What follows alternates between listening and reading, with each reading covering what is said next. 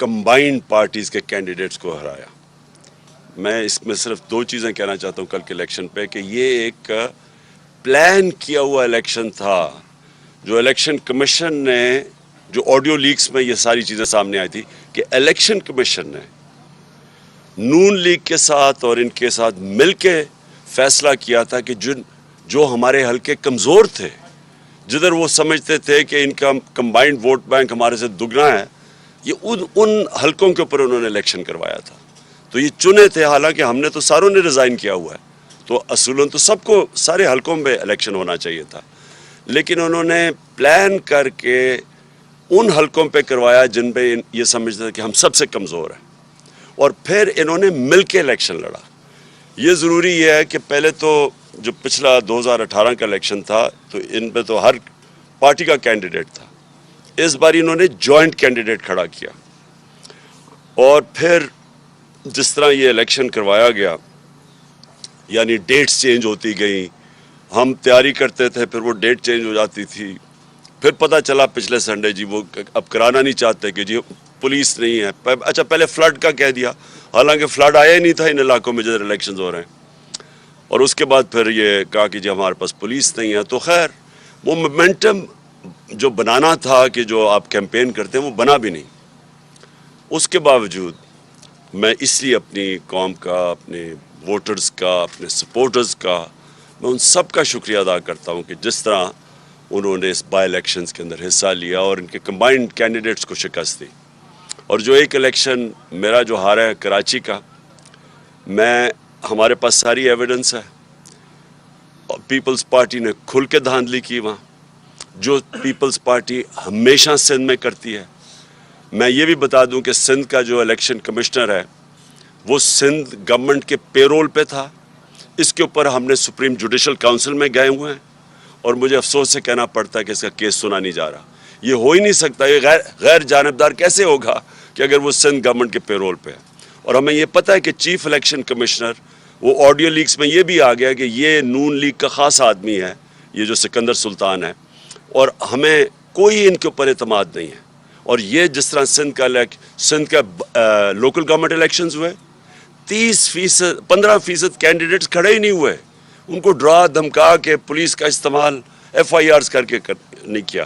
तो ये जो हुआ है, मैं अब डिमांड करता हूँ इलेक्शन कमिश्नर से कि आपने डस्का का इलेक्शन, क्योंकि वहाँ कोई 22 पोलिंग स्टेशंस के ऊपर RO ने कहा था कि ठीक नहीं हुआ, तो आपने सारा 400 पोलिंग स्टेशंस थे री इलेक्शन करवा दिया था। जो कराची में हुआ, इसके ऊपर री इलेक्शन करवाना चाहिए। अब मेरी दूसरी चीज़ जो इसके ऊपर मैं बात करना चाहता हूँ कि देखें, ये इलेक्शन नहीं था। मैं बार बार पहले भी कह रहा था कि ये इलेक्शन, ये रेफरेंडम है। रेफरेंडम क्यों है? क्योंकि वोटर्स को पता था कि हमने असेंबली में नहीं बैठना। इससे पहले एक KP में इलेक्शन हुआ था, कुरम में मेरे ख्याल में हुआ था, मलाकंड में नहीं, हंगू में हुआ था। हंगू में इलेक्शन हुआ, हमारे कैंडिडेट वफात पा गए। उधर भी वो कह के कैंडिडेट लड़ा था कि मैं असेंबली में नहीं बैठूंगा, और फिर वो जीता हमारा कैंडिडेट। फिर इस बारी हमने, सबको पता कि हमने इलेक्शन में नेशनल असेंबली में नहीं बैठना, तो पता था कि हम उनकी गलियां सड़कें वगैरह नहीं ठीक कर सकते। उसके बावजूद लोगों ने जिस तरह आके हमें वोट दिया है, इससे ये साबित क्या होता है कि कौम इस वक्त इलेक्शंस जा रही है। कौम इस असेंबली को नहीं मानती, कौम इस इम्पोर्टेड गवर्नमेंट को नहीं मानती। ये रेफरेंडम ये है कि पाकिस्तान, ये जो इम्पोर्टेड हुकूमत एक साजिश के तहत हमारे ऊपर मुसल्लत की गई, जो कि बाहर के डिक्टेशन के ऊपर चलती है, जो कि पाकिस्तान की खुददारी, हमारी खुद मुख्तारी, उसको कॉम्प्रोमाइज़ करके बैठी हुई है, जिसके लीडर्स 30 साल से चोरी कर रहे हैं, इनका पैसा मुल्क से बाहर पड़ा हुआ है, जिनके इंटरेस्ट ही पाकिस्तान में नहीं है, जो कि जब मौका मिलता है तो यहाँ से थोड़ा मसला आता है तो बाहर भाग जाते हैं, NRO लेके वापस आ जाते हैं। कौम ने इनको रिजेक्ट किया हुआ है, और ये बार बार सामने आ रहा है। हमारा जो पंजाब का बाई इलेक्शंस हुए 17 जुलाई को, उसमें भी ये रिजेक्ट हुए। اور اس کے علاوہ بھی جو کراچی میں بائی الیکشن اور اس کے بعد جو مالاکنڈ میں ہوا، سب میں ریجیکٹ ہوا یہ. اور جو کل ورڈکٹ ہے، جو بھی اس ملک میں قوتیں ہیں، جو اس ملک کا سوچ رہی ہیں، یہ لوگ تو ملک کا نہیں سوچ رہے، کیونکہ ان کے پاس ان کا تو سٹیک، میں ریپیٹ کرتا ہوں، جن لوگوں کے اربوں ڈالر ملک سے باہر پڑے ہوں، ان کو کیا فرق پڑے گا کہ پاکستان نیچے جا رہا ہے، روپیہ نیچے جا رہا ہے، معیشت نیچے جا رہی ہے، مہنگائی بڑھ رہی ہے. ان کا تو ایشو ہی نہیں ہے. ایشو تو پاکستانیوں کا ہے، جو کہ یہاں جن کا جینا مرنا ہے. اور ایشو ان اداروں کا ہے جن کا سٹیک پاکستان میں ہے. تو وہ کیا یہ دیکھ نہیں رہی کہ یہ کیا ہو رہا ہے ملک کے ساتھ؟ کہ یہ ایک لوگ آتے ہیں، اربوں اربوں روپے کی ان کی چوریاں، ان کی کرپشن کیسز. میں 3.5 سال کہتا گیا کہ یہ میرے سے ایک ہی چیز مانگ رہے ہیں، NRO، اور میں نہیں دوں گا ان کو. میں 3.5 سال کہتا گیا. پہلا دن اسمبلی میں انہوں نے جب تقریر نہیں کرنے دی، میں نے کہا کہ یہ مجھے بلیک میل کر رہے ہیں NRO کے لیے. اور مجھے افسوس سے کہنا پڑتا ہے کہ ان کے پہلے جنرل مشرف نے اس ملک کو سب سے زیادہ نقصان پہنچایا ان کو NRO دے کے. 10 سال میں پاکستان، یا ان کے جو 10 سال تھے، 4 گنا زیادہ پاکستان کا قرضہ بڑھا، ملک کو بینکرپٹ چھوڑ کے چلے گئے اور باہر بھاگ گئے. اور پھر جب ملک اٹھ رہا تھا، پھر ان کو اوپر مسلط کر دیے گئے اور پھر NRO دلوایا ان کو. اور ساری قوم تماشا دیکھ رہی ہے کہ یہ یہاں صرف چھوٹا چور پکڑا جاتا ہے، یہ بڑے بڑے ڈاکوؤں کے لیے کوئی اور قانون ہے، ان کو کوئی ہمارا انصاف کا نظام نہیں پکڑ سکتا. یہ جب مشکل پڑے گی باہر بھاگ جائیں گے. اور ایسے باہر بیٹھے ہوئے ہیں بڑے بڑے محلات میں، جس طرح کہ ان کی پتہ نہیں کوئی باہر کون سی بزنسز تھی، سارا پیسہ چوری کر کے باہر لے کے گئے. تو قوم نے ریفرینڈم دے دیا ہے، قوم نے واضح بتا دیا ہے، ان لوگوں کو ریجیکٹ کر چکی ہے قوم. تو لہٰذا میں یہ آج سارے پاکستان کے اداروں کو کہنا چاہتا ہوں کہ جتنی دیر آپ ان کو بیٹھنے دیں گے، جتنی دیر یہ ہمارے اوپر مسلط رہیں گے، ہمارا ملک نیچے جا رہا ہے. ہمیں کہا جی عمران خان نے آئسولیٹ کر دیا پاکستان کو، عمران خان کی فورن پالیسی اتنی بری تھی کہ اب ہم آئسولیٹ ہو گئے ہیں. میں جب امریکہ گیا تھا، جس طرح ڈونلڈ ٹرمپ نے ہمارا استقبال کیا، جس طرح مجھے اس نے رسپیکٹ دی اور میری ڈیلیگیشن کی، سب سے پوچھ لیں. جنرل باجوہ گئے تھے تب، ان سے پوچھیں، کسی سے پوچھیں کہ کبھی کسی پاکستان کے پرائم منسٹر کو اس طرح کی عزت دی ہے. اور جب ٹرمپ نے اس سے، میرے جانے سے پہلے جب اس نے پاکستان کی تنقید کی کہ جی اس افغانستان میں ہمارا ڈبل رول تھا، میری ٹویٹ ابھی بھی پڑھ لیں کہ میں نے اس کو کیا جواب دیا. تو اس کو پتا تھا، یعنی اس کو سخت جواب بھی دیا. اس کے باوجود وہ عزت ان کے لوگوں کی کرتے ہیں جو اپنے ملک کی مفادات کی حفاظت کرتے ہیں، نیشنلسٹ ہوتے ہیں، جو اپنی ذات کے لیے نہیں. یہ تو ان کو سب کو پتا ہے کہ ان کے پیسے باہر چوری کے پڑے ہوئے ہیں، تو ان کی تو کوئی عزت ہی نہیں کرتا. اور جو بائیڈن کے ریمارکس ہیں، مجھے یہ بتائیں کہ انہوں نے پتہ نہیں کروڑوں روپیہ ہمارا ڈالرز میں خرچ کیا، جا کے بڑے بڑے ہوٹلوں میں ٹھہر کے، وہاں جا کے ٹی وی شو کے اوپر منتیں کر رہے ہیں شہباز شریف جی ہمیں پیسے دے دو، ہمیں ضرورت ہے، ہم پیسے اپنے قرضے نہیں واپس کر سکتے. بلاول بھٹو چاروں طرف پھر رہا ہے، وہ کبھی پاکستان کبھی آتا نہیں. سندھ کا برا حال ہے، وہ ساری دنیا کے چکر لگا رہا ہے. تو کیا فائدہ ہوا اس ڈپلومیسی کا کہ جب اس نے پہلے تو ہمیں، یعنی جو ملک ان کو مخالف سمجھتے ہیں، چائنا اور رشیا، اس کے ساتھ پاکستان کو بریکٹ کر دیا. کدھر گئی آپ کی ڈپلومیسی؟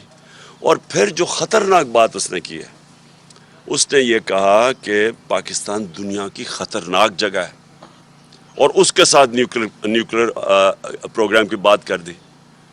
اب یہ ایک پرانا پاکستان کے خلاف پروپیگنڈا چل رہا ہے. یہ 1980 کی دہائی میں یہ اسلامک بوم کا پروپیگنڈا چلتا تھا مغربی اخباروں میں. مجھے یاد ہے کہ یہ پوری ایک جو میں نے 5 مہینے پہلے کہا تھا کہ جب وہ ہمارے سے جو قیمت مانگیں گے ہمیں بیل آؤٹ کرنے کے لیے، وہ صرف ایک چیز رہ جائے گی پاکستان کے پاس کہ ہم ان کو وہ قیمت ادا کریں، اور وہ قیمت ادا کر دی. آج یوکرین کا حال دیکھ لیں. آج یوکرین کہہ رہے ہیں، یوکرین کے لوگ کہہ رہے ہیں کہ اگر ہمارا نیوکلیر پروگرام نہ لیتے تو آج ہمارے اوپر حملہ نہ ہوتا. تو یہ ہمارے نیشنل سیکیورٹی کا ایشو ہے. اور اسی لیے میں ابھی آؤں گا بعد میں کیوں مارچ کرنا چاہتا ہوں, میں کیوں اتنی دیر ڈیلے بھی کرتا گیا کہ شاید یہاں عقل آ جائے کسی کو کہ ان کے ہاتھوں اگر ملک رہا تو یہ ان کو کوئی فرق, پھر سے ان کو کوئی فرق نہیں پڑنے لگا. ان کے ایسٹس باہر پڑے ہوئے ہیں, ان کے سارا ٹبر باہر بیٹھے ہوئے ہیں. فرق اس قوم کو پڑے گا. لیکن اس سے پہلے میں ایک بات کرنا چاہتا ہوں. آج ہماری میٹنگ ہوئی, ہماری سینٹرل لیڈرشپ کی جو سینئر لیڈرشپ ہے, اور ہم ساروں کو جو اعظم سواتی سے کیا گیا ہے, اس سے پہلے شہباز گل سے کیا گیا, اس کے اوپر میں نے شور میرے اوپر خیر کنٹیمپٹ کیس بھی لگا, دہشت گردی کا کیس میرے اوپر ہو گیا.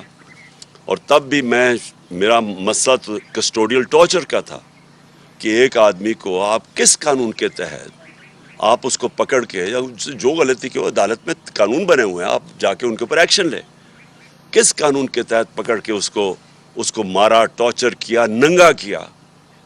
وہ ایک اور جمیل فاروقی, وہ بھی وہ جرنلسٹ ہیں, وہ کہتے ہیں میرے سے یہ کیا گیا.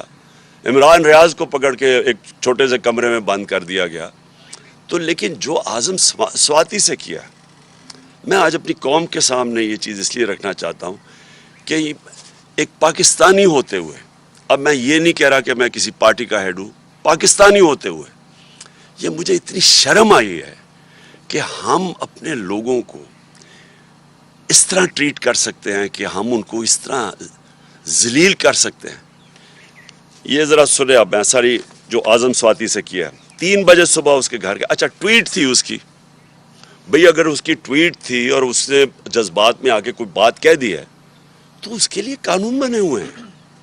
یہ کیا لکھا ہوا ہے کہ یہ ہونا چاہیے تھا کہ 3 بجے اس کے گھر اس کے لوگ آئے, یہ ایف آئی اے کے, اس کے بچوں کے, اس کے پوتے اور پوتی کے سامنے, 4 سال کی اور 8 سال کی, ان کے سامنے اس کو مارنا شروع کیا. ایک 75 سال کے آدمی کو اس کو مارا, نوکروں کے سامنے, گھر میں چیزیں توڑی, اور اس کے بعد اس کو پولیس اسٹیشن لے کے گئے.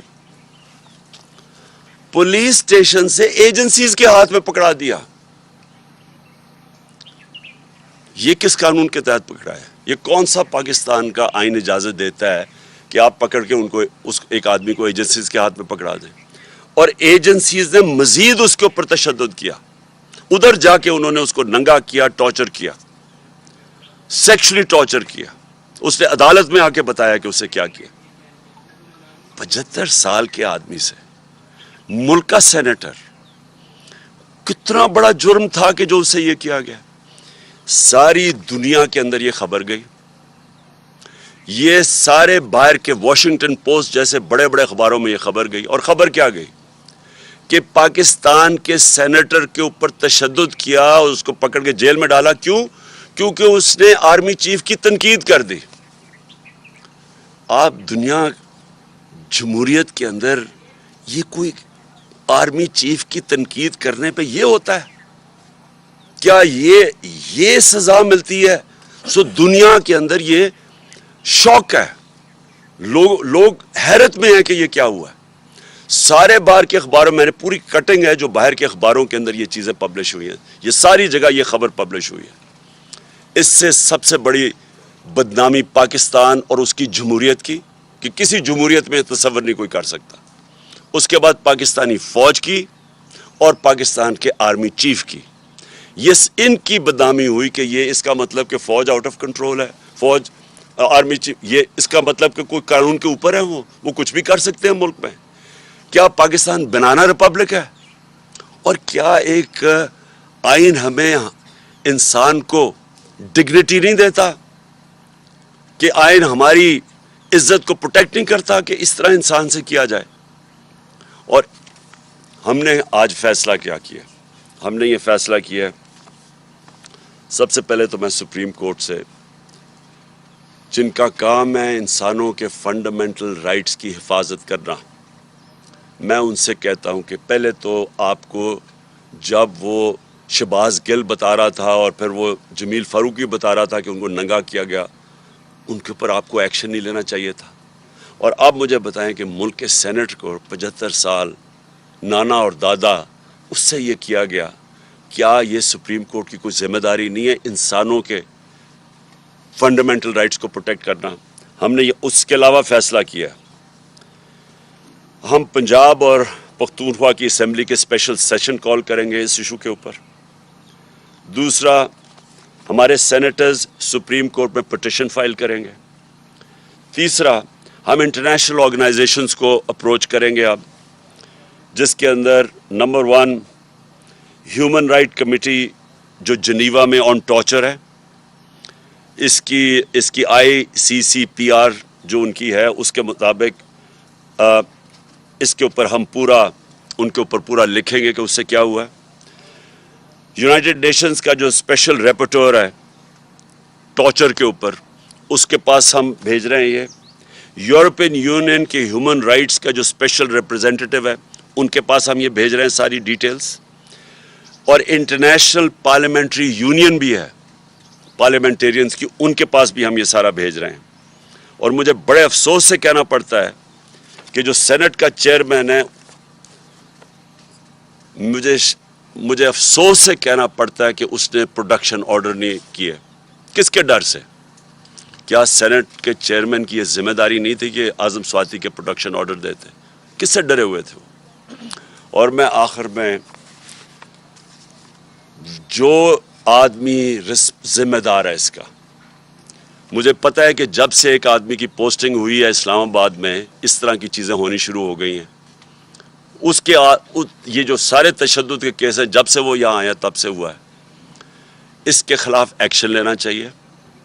یہ آدمی نے ملک کی بدنامی کر رہا ہے، یہ آدمی اس ملک کے آئین توڑ رہا ہے، اور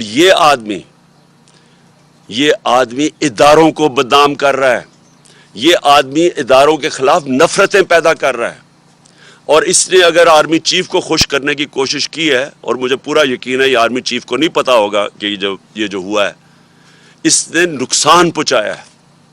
اور میں آج ڈیمانڈ کرتا ہوں کہ اس کے اوپر ایکشن لیا جائے، کیونکہ جب سے یہ آیا ہے، کبھی کسی کو سوشل میڈیا کے لوگوں کو پکڑ کے دھمکیاں دے کو اٹھا کے لے جاتے ہیں، جو عمران ریاض سے ہوا ہے، جو یہ ارشد شریف سے ہوا، جرنلسٹ کے پیچھے پڑے ہوئے ہیں۔ اور ہمارے یہ جو 2 کیسز ہوئے ہیں، ایک پروفیسر تھا جو شہباز گل، وہ کوئی دہشت گرد نہیں تھا، کوئی کرمنل نہیں تھا، وہ ایک پروفیسر تھا، اس سے یہ کیا، اس سے پکڑ کے جو اس کے حالات جو دیکھے، اور اب ایک سینیٹر سے یہ کیا ہے۔ اس کے اوپر فوری طور پہ میں ڈیمانڈ کرتا ہوں ایکشن لیں، کیونکہ یہ بدنام کر رہا ہے، یہ ملک کو نقصان پہنچا رہا ہے یہ انسان، اور اس سے فائدہ کچھ نہیں ہو رہا۔ یہ نہ سمجھے کہ اس سے کوئی اداروں کی عزت کرے گا، اس سے اداروں کے خلاف نفرت بڑھ رہی ہے۔ اب آخر میں لانگ مارچ کے اوپر آتا ہوں۔ دیکھیں، میں نے پوری انتظار، یعنی 25 مئی کے بعد، 25 مئی میں ہم نے کوشش کی کہ پرامن ایک پریشر ڈالے جائیں، جو کہ گورنمنٹ کا، جو اپوزیشن پولیٹیکل پارٹیز کا کام ہے، کہ ہم آئین کے اندر رہتے ہوئے ایک پریشر ڈالیں کہ ایک ایسا سیٹ اپ لے آئے ہیں جو کہ ساری نظر آ رہا تھا کہ پبلک اس کو ایکسیپٹ ہی نہیں کر رہی۔ کبھی پاکستان میں خود اس طرح پبلک نکلی نہیں، کبھی ایسے نہیں ہوا۔ تو جب پبلک نہیں ایکسیپٹ کر رہی، اور انہوں نے وہاں سندھ ہاؤس میں منڈی لگی ہوئی ہے کہ آپ نے قیمتیں لگا کے لوگوں کے ضمیر خرید کے لوٹے بنا کے تو آپ نے اسمبلی کرائی ہے، اور پھر واضح اب تو سب کو پتہ چل گیا نا سائفر کا، کیونکہ میں ان کا شکریہ ادا کرنا چاہتا ہوں ان کا یہ جو آڈیو لیکس میں، کہ اب ساروں کو پتہ چل گیا، پہلے تو کہتے تھے سائفر ہے ہی نہیں، اب سب کو پتہ چل گیا کہ سائفر ہے۔ تو یہ بیرونی پریشر، بیرونی انہوں نے دھمکی ملی تھی کہ جناب عمران خان کو ہٹاؤ اور شہباز شریف کو لے آؤ، کیونکہ عمران خان کو ہٹانے میں تو شہباز شریف نہیں آنا تھا۔ تو یہ تو سارا واضح ہو گیا کہ پبلک نے یہ نہیں ایکسیپٹ کیا، اور پبلک کو خاص پھر اوپر سے معیشت نیچے لے گئے، مہنگائی اسپانوں پہ چلی گئی۔ مہنگائی کم کرنے آئے تھے، 50 سال میں سب سے زیادہ مہنگائی ہے آج پاکستان میں۔ تو انڈسٹری بند ہو رہی ہے، ایکسپورٹس نیچے جا رہی ہیں, ریمیٹنسز نیچے جا رہی ہیں, اور صرف ایک ہی اب سلوشن ہے کہ اس طرح ان کو کوئی قرضے دے دے یا قرضے معاف کروا دے. دیکھیں, اس ملک کی ضرورت صرف ایک اس وقت ہے, صاف اور شفاف الیکشن. یہ ملک جس طرف یہ لے کے جا رہے ہیں تیزی سے نیچے, یہ صرف اب ایک طرح ہی نکل سکتا ہے, صاف اور شفاف الیکشن جو پولیٹیکل سٹیبلٹی لے کے آئے. جب تک سیاسی استحکامات نہیں ہوگی, استحکام نہیں آئے گا سیاسی طور پہ, معیشت نہیں ٹھیک ہونے لگی, کیونکہ معیشت تو نیچے جا رہی ہے. وہ دار کو لے کے آئے ہیں جو کہ خود ایک بہت بڑا مجرم ہے, جس نے سٹیٹمنٹ دی ہوئی ہے منی لانڈرنگ کی, کہ میں جو 2000 کے اندر اس نے میجسٹریٹ کے سامنے سٹیٹمنٹ دیا, وہ جو ہدایبہ پیپر مل کا کیس تھا, کہ میں شریف خاندان کے لیے منی لانڈرنگ کرتا تھا. فلم بنی ہوئی ہے اس کے اوپر BBC کی, کہ کیسے وہ قاضی فیملی لنڈن میں بیٹھی تھی, یہاں سے پیسے بھجواتا تھا, پھر ان کو لانڈر کر کے پاکستان لے کے آتا تھا. یہ ملک کو نہیں سنبھال سکتا ہے, ان کے پاس اب کوئی راستہ نہیں ہے. صرف مسئلہ اب یہ ہے کہ ڈرے ہوئے ہیں الیکشن سے اپنے, کیونکہ الیکشن سے ڈرے ہوئے ہیں. رزلٹ آپ کے سامنے ہے, ساروں نے مل کے بھی الیکشن لڑ گیا, اس کے باوجود یہ نہیں جیت سکتے. تو کیونکہ الیکشن سے ڈرے ہوئے ہیں, یہ ملک کو تباہی کی طرف دھکیلتے جائیں گے, الیکشن نہیں کروائیں گے. اس لیے اس وقت میں ان کو آج پھر وقت دے رہا ہوں. یہ میری مارچ اکتوبر سے آگے نہیں جانے لگی, یہ اب سے لے کے اکتوبر میں کسی ٹائم اناؤنس کروں گا. میں ان کو ٹائم دے رہا ہوں کہ ابھی بھی آپ کے پاس وقت ہے. ملک کی خاطر اپنے آپ کو بچاتے بچاتے ملک کو تباہ نہ کریں. اور میں ابھی بھی کہتا ہوں کہ یہ ہے ٹائم آپ کے لیے الیکشن اناؤنس کرنے کا. اگر آپ نہیں کریں گے, یہ میں مارچ کروں گا. مارچ کی میری تقریباً تیاری مکمل ہے, اور میں آج اپنی قوم کے سامنے انشاءاللہ ایمان تو اللہ پہ ہے میرا, کامیابی تو وہ دیتا ہے, پاکستان کی تاریخ میں اس طرح پبلک نہیں نکلے گی جو اس مارچ پہ نکلے گی. میں ٹائم دے رہا ہوں, آپ کے پاس ہے, چند دن ہیں, اور اس کے بعد میں یہ اناؤنس کر دوں گا. ایک دفعہ مارچ ہو گئی اور ایک دفعہ پبلک جب سڑکوں پہ نکلاتی ہے, یہ یاد رکھیں کہ اب تک ہماری ساری 6 مہینے کی سٹرگل آپ دیکھ لیں, آئین کے بیچ میں رہ کے کیے. ہم نے جلسے کیے ہیں, پبلک دکھا دیا کہ پبلک کدھر کھڑی ہے. جلسوں میں کبھی اتنے بڑے جلسے نہیں ہوئے. ہم نے یہ بھی دکھا دیا کہ جب الیکشن آیا 17 جولائی کا, تب بھی کہ پبلک کدھر کھڑی ہے. اب پھر الیکشن میں, بائی الیکشن جو بھی بیچ میں, سب کو پتہ پبلک کدھر کھڑی ہے. اور یہ مارچ میں پتہ چل جائے گا کہ پبلک کدھر کھڑی ہے. ایک چیز آخری میں میری بات, کہ دیکھیں سری لنکا میں کیا ہوا. سری لنکا میں پبلک جب خود آ جاتی ہے سڑکوں کے اوپر, اور وہ صرف 2.5 کروڑ لوگوں کا ملک ہے, یہاں ہے 22 کروڑ لوگوں کا ملک, اور یہاں ایک دفعہ پبلک سڑکوں پہ آ گئی, یہاں کوئی کسی کے پاس طریقہ نہیں ہے کہ اس کے بعد کیوس کو کون روکے گا. اور ابھی تک سڑکوں پہ کیوں نہیں آئی؟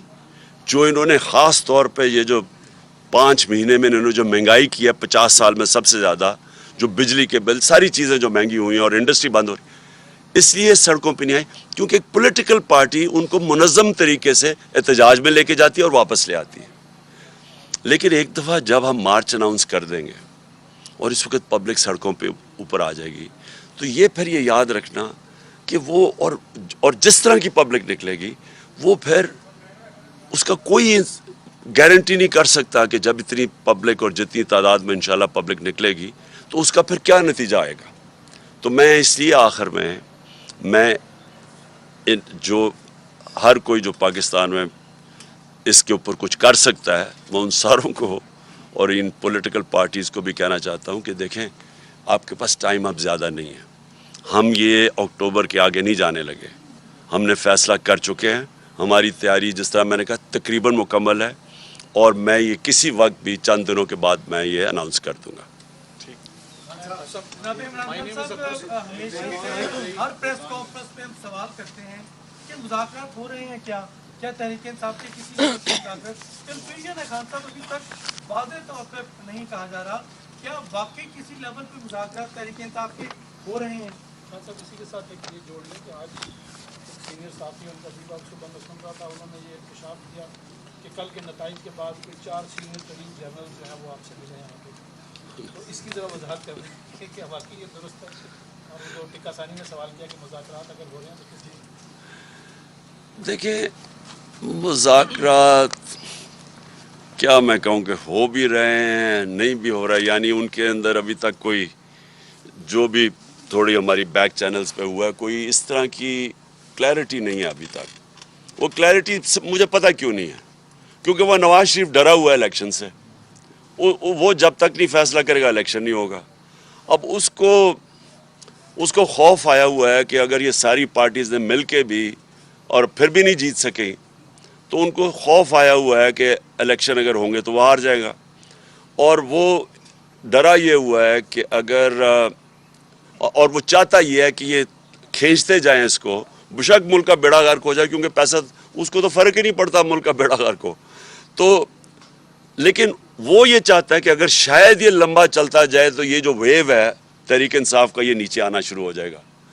اور میں یہ سن رہا ہوں پچھلے 6 مہینے سے کہ جی اب گرمی آئے گی تو کم ہو جائے گا، اب روزے ہوں گے تو ویو کم ہو جائے گا، پھر کسی نے کہا جی اب یہ تو ویو تو بڑھتا جا رہا ہے تو، لیکن وہ ڈرا ہوا ہے کہ وہ چاہتا ہے کہ تھوڑا ٹائم لمبا ہو، 10 مہینے 1 سال ہو جائے تاکہ ویو کم ہو تب الیکشن کروائے، اور تب تک ملک کو جو نقصان ہوتا ہے اس کا فکر ہی نہیں، کیونکہ وہ تو باہر بیٹھا ہوا ہے۔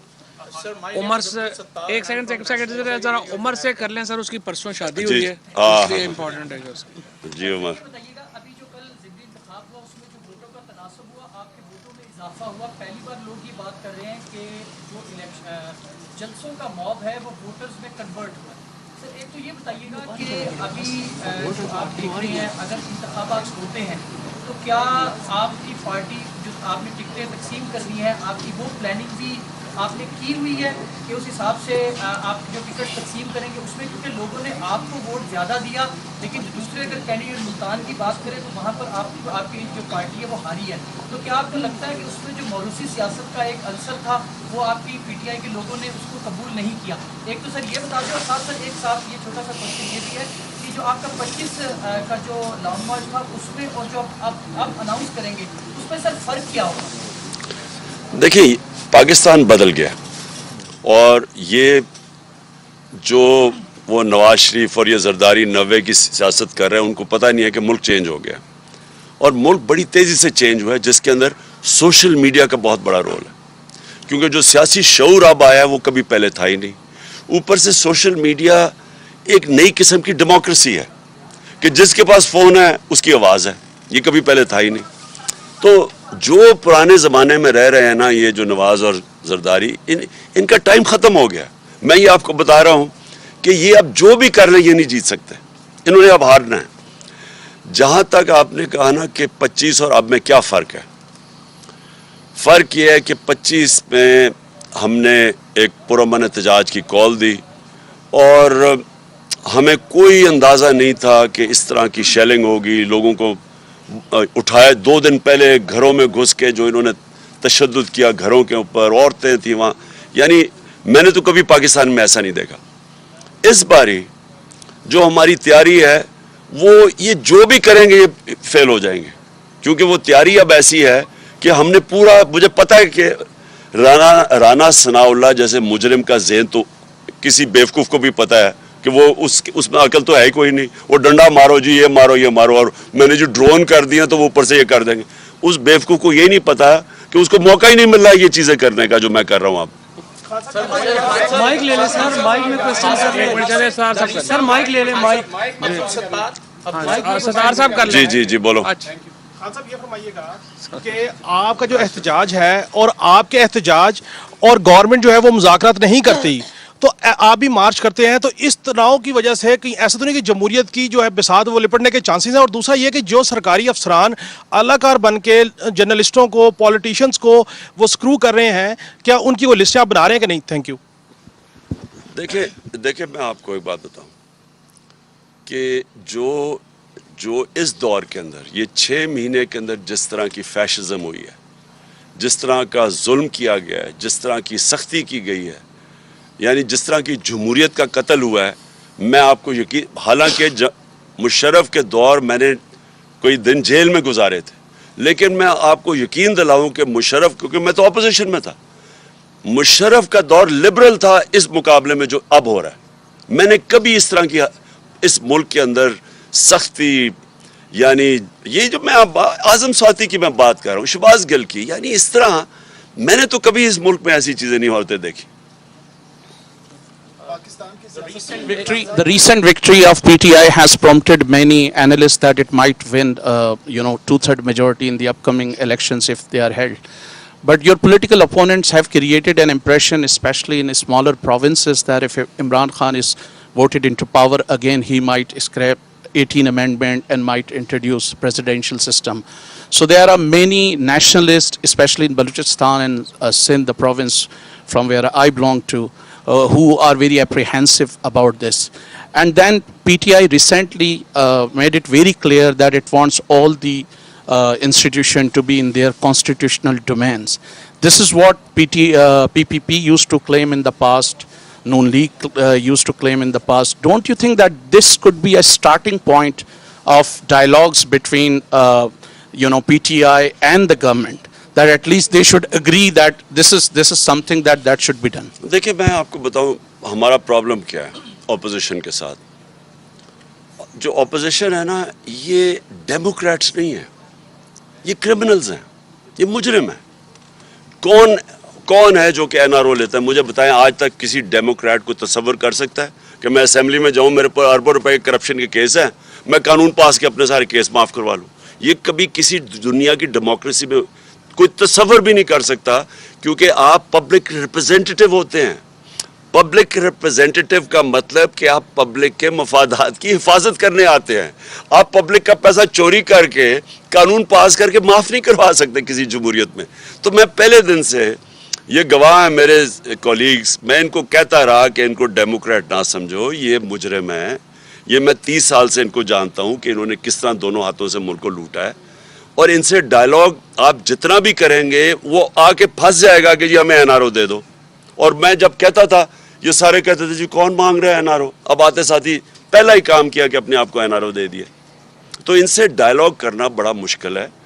डायलॉग आप उनसे करते हैं, मसलन बलोच नेशनलिस्ट हैं, सिंधी नेशनलिस्ट हैं, आप इन सबसे डायलॉग करते हैं, क्योंकि पॉलिटिक्स के अंदर डायलॉग करके आप कंसेंसस डेवलप करते हैं। लेकिन जो चोर है उनसे आप कैसे डायलॉग करेंगे? वो कहेगा मेरी चोरी माफ कर दो। आप उसकी चोरी माफ करते हैं, आप मुल्क को तबाह कर देते हैं।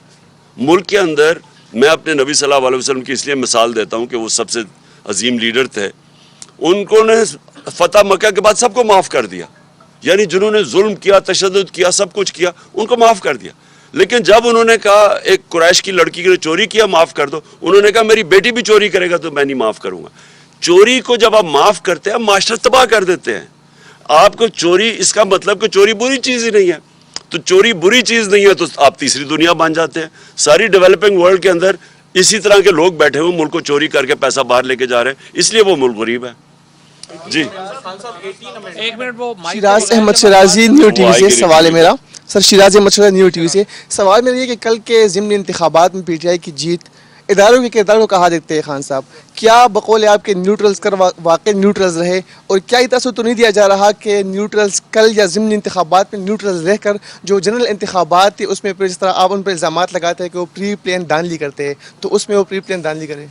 देखें, कई दफ़ा गेम उधर चली जाती है कि धांधली के बावजूद भी आप नहीं जीत सकते। अब मैं जब हिंदुस्तान और पाकिस्तानी क्रिकेट मैचेस होते थे तो वो पाकिस्तान, हमारे अपने अंपायर इधर होते थे, उनके अंपायर उधर होते थे। वो हम उधर नहीं जीत सकते थे, वो इधर नहीं जीत सकते थे, क्योंकि टीम मुश्किल में पड़ती थी, अंपायर मदद करने आ जाते थे। मैं वाहिद कैप्टन हूँ जो हिंदुस्तान के अंपायरों के बावजूद जीत के आया था। ये हम अंपायरों के बावजूद जीत रहे हैं, लेकिन ये हम अंपायरों के बावजूद, क्योंकि ये जो है ना, ये सिकंदर सुल्तान से बददियानतदार इलेक्शन कमिश्नर मैंने पाकिस्तान की तारीख में नहीं देखा। और वो आ ही गया, ऑडियो लीक्स में वो आ ही गया है कि वो इंस्ट्रक्शंस ले रहा है कि अच्छा चुन के ये 8 हल्के रखो ताकि किसी तरह आप दोनों मिलके, तो इलेक्शन कमीशन मिलके हरा रही। इसने हमें इतना नुकसान पहुंचाया। ये इस तरह होता है कि ये नून लीग का एक हिस्सा है, उनके साथ बैठ के इसने, जो पंजाब के भी ज़िमनी इलेक्शन थे जो 20 हुए थे बाई इलेक्शंस, उधर भी जाके सारा वक्त वो मरियम और उसके साथ बैठा होता था, हमजा के साथ। ये सारा वक्त प्लान, हल्के बनाने के अंदर ये सारा इसने उनके साथ मिलकर काम किया है। اور اس کے باوجود ہم جیتے ہیں. لیکن الیکشن کمیشن دیکھیں اس نے سب سے بڑا ظلم کیا کہ اس نے ای وی ایم مشینز نہیں آنے دی. اگر ای وی ایم مشین ہوتا یہ کراچی کا الیکشن کے اندر مسئلے ہی نہ آتے. وہ اب گھسے ہوئے ہیں پولیس والے اندر اور وہ سٹیمپس لگا رہے ہیں. ای وی ایم مشین ہوتا تو آپ کر ہی نہیں سکتے دھاندلی. اور ہم کہتے رہے گورنمنٹ میں بیٹھے کہ ای وی ایم مشینز لے کے آؤ. یہ الیکشن کمیشن ملا ہوا تھا نون لیگ اور ان کے ساتھ اور ہینڈلرز کے ساتھ, اور یہ آنے نہیں دے رہے تھے مشین, کیونکہ یہ دھاندلی کرنا چاہتے ہیں. صدیق جان اس وقت جو ہم چیزیں دیکھتے ہیں کہ نیب ختم ہو گیا, مریم نواز بری ہو گئی, شہباز شریف بری ہو گئے, حمزہ بری ہو گئے, ای وی ایم ختم ہو گیا, اوورسیز پاکستانیوں کے ووٹ ختم ہو گئے, یعنی جتنی چیزیں اس حکومت نے آگے کرنی تھیں وہ ساری چیزیں ختم ہو گئی ہیں سوائے ایک چیز کے, وہ ہے میاں نواز شریف واپسی. اس وقت جو نظر آتا ہے وہ یہ آتا ہے کہ دو وجوہات سے الیکشن نون لیگ نہیں جانا چاہتی. ایک نون لیگ اس لیے نہیں جانا چاہتی کہ وہ کہتے ہیں لیول پلینگ فیلڈ, اور اس کا مطلب ہے نواز شریف واپسی. اس پہ آپ کیا کہتے ہیں؟ اور ساتھ ہی جو ایک یہ بہت خطرناک ایک تاثر بن گیا ہے کہ عمران خان کی کامیابی فوج کی بطور ادارہ شکست تصور ہوگی. تو اس تاثر کو آپ کیسے زائل کریں گے جس وجہ سے شاید ادارے بھی الیکشن کو ڈیلے کر رہے ہیں اور الیکشن کی طرف وہ نہیں جانا چاہتے؟ دیکھیں پہلے تو اب میں یہاں ذرا دو ذہن میں ہوں. نواز شریف کو الیکشن صرف تب لڑ سکتا ہے کہ اس کی چوری معاف کر دی جائے. اب جب آپ نے اس کی چوری معاف کر دی, کیونکہ چوری تو سامنے ہے, 4 بڑے بڑے لندن کے فلیٹ ہیں اس کے اربوں روپے کے, بتا نہیں سکتا پیسہ کدھر سے ہے, بیٹی کے نام پہ فلیٹ لیے ہوئے ہیں. اس سے بڑا کیا, یعنی ثبوت کیا چاہیے آپ کو؟ وہ تسلیم کر رہا ہے کہ ہاں یہ ہمارے فلیٹ ہیں, اور وہ تسلیم بھی تب کیا جب پیناما کے اندر انکشاف ہوا. اس سے پہلے نہیں مانتے تھے, اس سے پہلے تو کہتے تھے لندن تو چھوڑو, پاکستان میں بھی کوئی پراپرٹی نہیں ہے. تو جب پکڑے گئے اس کے بعد انہوں نے تسلیم کیا. ابھی تک نہیں بتا سکے کہ وہ پیسہ کدھر سے آیا. اب آپ اس آدمی کو چلیں, ایک مجرم کو آپ کہتے ہیں کہ الیکشن لڑنے دو. میرا تو پورا دل ہے کہ دیکھیں میں تو ایک سپورٹس مین رہ چکا ہوں, میں تو کمزور ٹیموں سے کھیلتا ہی میرا دل ہی نہیں کرتا تھا. میں شاید واحد کیپٹن تھا جب کمزور ٹیم آتی میں کسی اور کو کھلاؤ. تو میں تو چاہتا ہوں کہ وہ آئے اور اس کے ساتھ میرا مقابلہ ہو. لیکن ساتھ ساتھ یہ سوچ لیں کہ پھر ہم نے مجرموں کو, یعنی جرم میں کوئی بری چیز ہی نہیں ہے, کوئی بھی آگے الیکشن لڑ لے. ویسے جو این آر او مل گیا اب مجھے لگتا ہے وہ ویسے بری ہو جائے گا, تو چلو اچھا آئے مقابلہ کرے. لیکن وہ اتنا ڈرپوک آدمی ہے, وہ تب تک نہیں میچ کھیلتا تھا جب تک اس کا اپنا امپائر کھڑا نہ ہو. جمخانہ کلب کے اندر آج بھی کسی سے پوچھ لیں, بڑے لوگ ہیں یا ابھی جو کھیلتے تھے ہمارے ساتھ, یہ سلمان لوگی سے پوچھ لیں, جو وہ پہلے اپنا امپائر لے کے آتا تھا دونوں طرف, پھر کھڑا ہو کے بیٹنگ کرتا تھا. بلکہ وہ 1-2 صحافیوں نے بھی یہ اس کے اوپر لکھا ہوا ہے. تو وہ کبھی کھیل ہی نہیں سکتا میچ صحیح طرح نیوٹرل امپائر سے. اداروں کی شکست, دیکھیں اداروں کی آپ نے دیکھیں, کون چاہتا ہے کہ اپنے ملک کے اداروں کے ساتھ آپ کا مقابلہ ہو؟ یعنی وہ تو اپنا ہی نقصان کرنا ہے نا, ملک کا نقصان ہے. ملک کی سب سے بڑی پارٹی کا کسی بھی ادارے کے ساتھ اگر کلیش ہوتا ہے, عدلیہ ہو, فوج ہو, نقصان تو ملک کا ہے. اور ہم نے پوری کوشش کی ہے, حالانکہ کئی جگہ ہمیں کارنر بھی کیا گیا ہے, میں یہ کہوں گا کہ ہمیں دیوار کے ساتھ بھی لگایا گیا ہے, لیکن اس کے باوجود میں نے پوری کوشش کی ہے کہ ہم کوئی ایسی چیز نہ کریں کہ ہمارے اداروں کو نقصان پہنچے. رانا ثناءاللہ صاحب روز کہتے ہیں جی کہ فورس کا یوز کریں گے اگر آپ اسلام آباد آئے, اور آپ کہہ رہے ہیں کہ جی میں اسلام آباد آؤں گا. تو اگر لا اینڈ آرڈر کی سچویشن پیدا ہوئی اور یہاں پہ چیزیں پوائنٹ آف نو ریٹرن پہ گئیں اور کسی تھرڈ فورس کو انٹروین کرنا پڑا, تو اس کا ذمہ دار کون ہوگا؟ اس کا ذمہ دار یہ ہوں گے, یہ اگر پہلے تو جو بھی ہوگا ذمہ دار تو یہ ہوں گے چور, جو صرف آئے ہیں اپنی چوری اپنی این آر او لینے کے لیے. ان کا تو اور کوئی مقصد اگر ہے تو مجھے بتا دیں. اور دوسری چیز دیکھیں, وہ ٹائم ہمارا کب ہم نے کوئی, مجھے بتائے نا, میں 26 سال سے پالیٹکس کر رہا ہوں, کب ہم نے کوئی چیز آئین کے باہر کی ہے؟ میں اب سارے لوگوں سے حلف لیتا ہوں ہر جگہ کہ انہوں نے پوری طرح ہمارے ساتھ کھڑے ہونا ہے آزادی, حقیقی آزادی کے لیے, لیکن ساتھ کہتا ہوں کہ آئین کے دائرے کے اندر رہوں گے, آئین کی پاسداری کریں گے, کیونکہ میں ڈیموکریٹ ہوں. یہ وہ لوگ ہیں 3 دفعہ انہوں نے لانگ مارچز کی, فضل الرحمان آئے, یہ سارے کنٹینر پہ کٹھے کھڑے تھے. کیا ہم نے کوئی تشدد کیا؟ کوئی ہم نے ٹیئر گیسنگ کی؟ کوئی ہم نے ان کے اگینسٹ ایف آئی آر کاٹی؟ تو یہ جو ایک مجرم, کیونکہ یہ تو ہے ہی ایک قاتل آدمی, اس کا آپ کو پتہ ہے کہ یہ عابد شیر علی کا باپ کہتا تھا اس نے 18 قتل کیا ہے, کوئی کہتے ہیں 18 25 یا 24 کیے, جو بھی ہے. یہ آدمی کو اور اس کی عقل میں اس کو تو پتہ ہی نہیں ہے جمہوریت کیا ہے, اس نے تو یہی اسٹوپڈ باتیں کرنی ہے نا. لیکن ہمارا سارا ٹریک ریکارڈ یہ ہے کہ ہم نے پرامن احتجاج کیے ہیں اپنے آئین کے دائرے میں رہ کے, جو کہ ہمارا حق ہے. میرا آئین مجھے اجازت دیتا ہے پرامن احتجاج کرنے کا. یہ پرامن احتجاج ہوگا. ہم تو کوئی لڑائی کرنے نہیں آئے, نہ کبھی پہلے کیے. خان صاحب عاطف بٹ فرام GNN سے. خان صاحب گزشتہ روز آپ 6 ضمنی انتخابات میں جیتے ہیں. نمبر 1 کون سی نشست رکھیں گے؟ اور دوسری بات, تحریک انصاف کب تک الیکشن چاہتی ہے؟ کیونکہ اگر آپ کہتے ہیں فوری انتخابات تو الیکشن کمیشن کو بھی 2 ماہ کا ٹائم چاہیے ہوتا ہے, اور 28 نومبر تک ایک اہم جو تعیناتی ہونی ہے اس تعیناتی کا کیا کیا جائے؟ اور سیکنڈ چیز, اگر یہ تعیناتی موجودہ حکومت کر دیتی ہے تو اس وقت آپ کا کیا ریئیکشن ہوگا؟ میرا اس پہ بڑا کلیئر ہے. پہلے تو الیکشن کمیشن کا آئین آرڈر کرتا ہے اس کو کہ 90 دن میں الیکشن کروانا ہے. اگر وہ نہیں کرواتا تو الیکشن کمیشن کو اٹھا کے باہر پھینکے, کیونکہ اس نے آئین کی خلاف ورزی کی ہے. جہاں تک آرمی چیف کی اپوائنٹمنٹ ہے, کسی صورت نواز شریف جیسے مجرم جس کا سٹیٹ پاکستان میں نہیں ہے, جو ملک سے باہر سارے اس کے ایسٹس ہیں پڑے ہوئے ہیں, جو یہاں سے منی لانڈرنگ کر کے پیسے باہر لے کے گیا ہے, جو جب باہر بیٹھا ہوتا ہے تو سارا جس نے پاکستانی فوج کے خلاف جس طرح کی اس نے سٹیٹمنٹس دی ہوئی ہیں, جو اس کا سارا, تو اس طرح کے آدمی کو آرمی چیف جیسی اتنی اہم اپوائنٹمنٹ ہے پاکستان کی نیشنل سیکیورٹی کے حساب سے, نہ اس کو اپوائنٹ کرنا چاہیے. اور زرداری جس کو ساری دنیا 10% کہتی ہے, حالانکہ ہم ڈسپیوٹ کرتے ہیں 10% سے زیادہ چوری کرتا ہے وہ.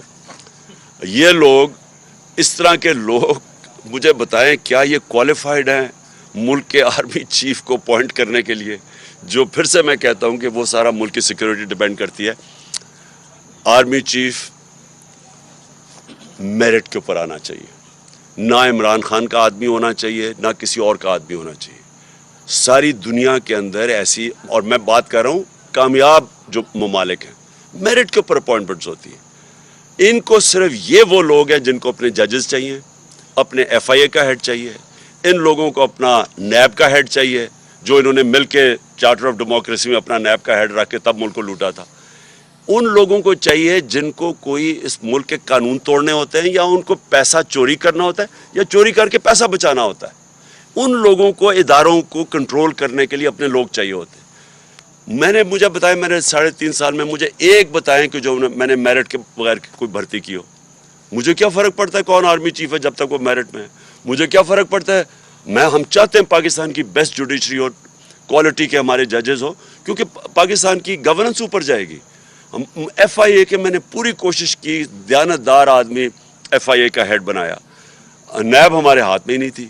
آپ IGs دیکھ لیں, یہ شہباز شریف IG لے کے آئے جس کو سیف سٹی پروجیکٹ لاہور کے اندر کرپشن میں اس کے اوپر آیا ہوا ہے, اس کو بنا دیا اس نے اسلام آباد کا IG, کیونکہ کرپٹ لوگ کنٹرول ہو سکتے ہیں. میں نے کسی کو نہیں میں جانتا تھا, تفتیش کرتے تھے کہ جو سب سے میرٹ کے اوپر تھا ان کو ہم بناتے تھے. اوکے جی, تھینک یو. وہ ابھی بعد میں دیکھیں گے, اتنی بڑی جلدی ہے.